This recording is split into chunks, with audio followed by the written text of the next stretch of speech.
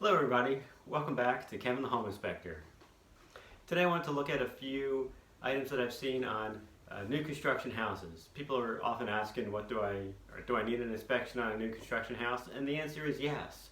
There is still plenty of stuff that is not always correct. And it's not always the builder's fault. Very often I find that it's the sub that comes after the previous one that causes a problem. So let's look at some of the pictures that I've taken over the past couple months, and I'll explain what's going on in each one. Here I'm looking at the upper level of a roof on the top corner. You can see that there's been a shingle that's been bent back. It's such an easy place to fix that shingle, and it's just like one or two layers. They should have done that right away. This is the rake board, or the edge that goes up the side of the roof there. You can see that the trim metal does not quite cover all of the wooden ridge underneath, or all of the wooden rake board underneath. This is a nail hole from a toe board. When the roofers are doing their work, they put a board there in order to keep from falling off the roof. In this case, they did not caulk this one. All right, we're going to look at a few pictures here that show the rake board and the shingles on a roof or on a porch. In this case, the shingles are not long enough to reach the edge over top of the trim metal. This is the other side of the same porch. Once again, the shingles were cut too short, and when they were cut, the upper layer was cut very poorly. This is a defect only because the lower shingles can catch water and allow it to go underneath. Here's a nail sticking out underneath the next row of shingles. This happens, but they should be sealed over. This house had quite a few like that. In this picture, I'm looking at the drip edge.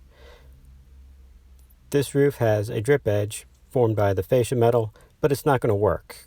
The fascia metal is too far down, and the water will drag underneath the shingles and up behind the metal, rotting out the fascia board. This is the same roof. I've lifted up the shingles in order to see better. The drip edge, as we talked about earlier, is well below where it should be, and the ice and water shield is farther up than it should be. This is going to allow water to get in underneath the shingles and rot out all of that wood that you can see there. Two things I also wanted to include were kick-out flashing and step flashing. I did not find these on a new construction house recently, but the same subcontractors may often be doing both new construction and some remodels, so I've included these.